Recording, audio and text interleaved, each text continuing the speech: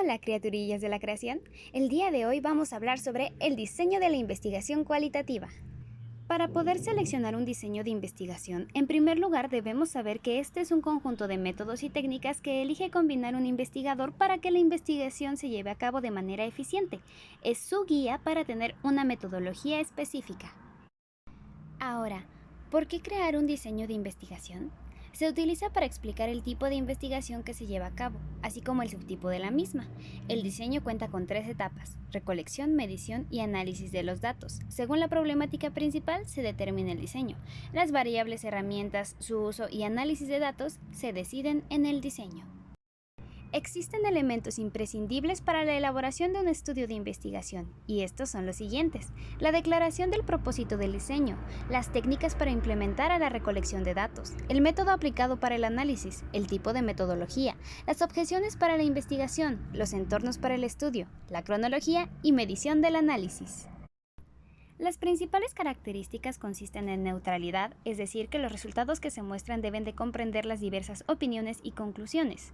La fiabilidad, es decir, que debe indicar claramente la manera en que se pueden formar las preguntas para garantizar un estándar en los resultados. La validez, es decir, que al existir múltiples herramientas de medición para un diseño, se debe de seleccionar aquella que ayude al investigador a medir de la mejor manera los resultados basados en el objetivo. Y la generalización, es decir, que el diseño resultante debe de ser aplicable a una población y no únicamente a una muestra. Existe una gran variedad de tipos de diseño, pero para poder seleccionar el que se implementará en el estudio, su principal clasificación se encuentra en 2 vertientes: el cuantitativo y el cualitativo. El cualitativo se realiza en los casos que se establecen relaciones entre los datos obtenidos y la observación sobre los cálculos matemáticos. Se busca concluir por qué junto con un qué. Por otro lado, el cuantitativo se usa en casos en los que los investigadores tengan conclusiones basadas en cuestiones estadísticas, ya que los números suelen dar una mejor perspectiva para la toma de decisiones. Tras las 2 vertientes antes mencionadas, podemos dividir los diseños de una investigación en otros 4 tipos. Empezaremos con el observacional. Para esto se basa en observar y registrar los acontecimientos sin ningún tipo de intervención. Las mediciones pueden ser prospectivas, retrospectivas o únicas, con datos descriptivos o analíticos. Podemos hablar del descriptivo, donde solo importa el describir la situación que se está obteniendo. Se basa en la recopilación, el análisis y la presentación de los datos. Tenemos de tipo explicativa, donde las ideas y pensamientos de quien investiga son la clave, porque dependen de la inclinación personal que posea del tema. La explicación que nos proporcionará sobre el qué, cómo y por qué se relaciona con las preguntas que puso en la investigación.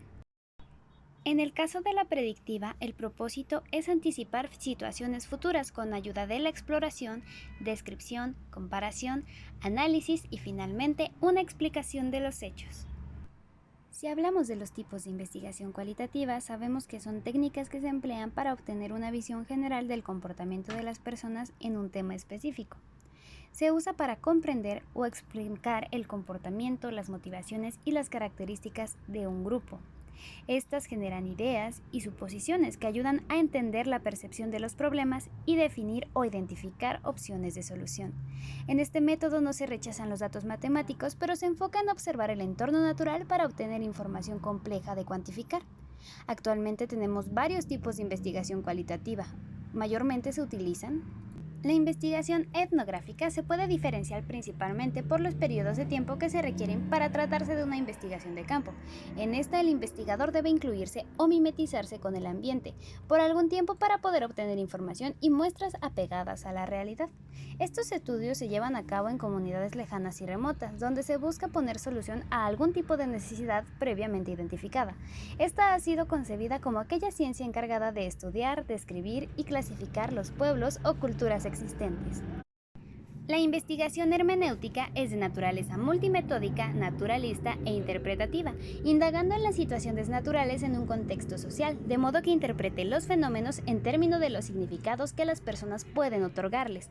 Es prácticamente una alternativa para las investigaciones que se centran en la interpretación de textos.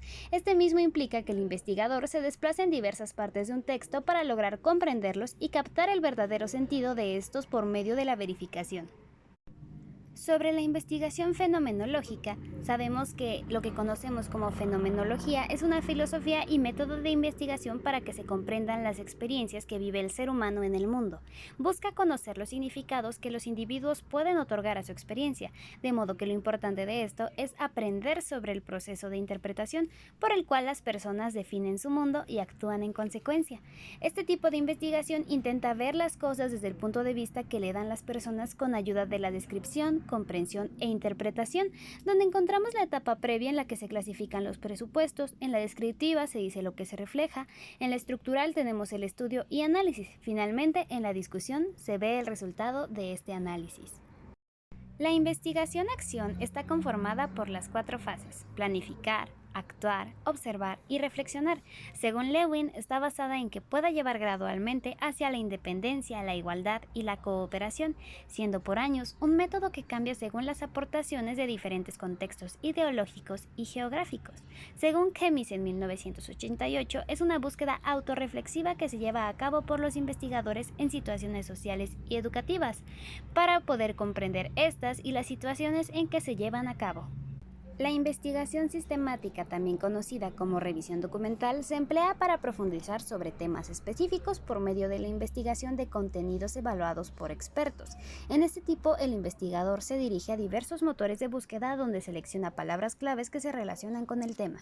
Se consideran los criterios de inclusión y exclusión para la selección adecuada de los artículos, de modo que analizan perspectivas diferentes según autores que valoran la realidad investigada o un tema en especial para obtener reflexiones de estos. El focus group, también llamado círculo o grupo de discusión, está conformado por 6 a 10 participantes y un moderador capaz de encaminar la conversación y emplear técnicas de observación de un entorno para mayor obtención de información. Dependiendo de los datos que se buscan, las intenciones y propósitos, tenemos que todos los participantes suelen tener algo en común a pesar de que estos no se conozcan. Tenemos entrevistas estructuradas y no estructuradas. Estas se ejecutan habitualmente de una persona a otra, con el fin de obtener información en específico. Este método suele usar la improvisación, de modo que se puede llevar a cabo una estructura de entrevista previa o se puede estructurar sobre el transcurso de la conversación.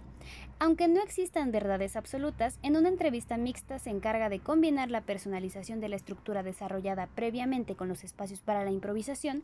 Se vuelve el modo más eficaz en que se pueden llevar a cabo este modelo de investigación. Los métodos de observación cualitativa son usados de manera común para la recopilación de información sobre aquellos comportamientos no verbales del objeto a investigar. En esto, el investigador se encarga de desenvolverse dentro del entorno de modo que se pueda mantener uno atento a lo que sucede y realizar un registro de esto. Aunque este tipo de estudio encuentra apoyo en otros formatos de registro para analizarse posteriormente, como son grabaciones de audio, video o fotografías.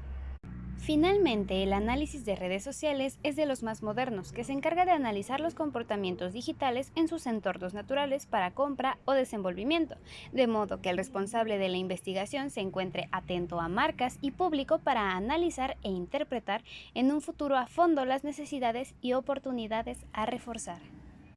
Esto ha sido todo por el día de hoy. Muchas gracias por su atención y hasta la próxima.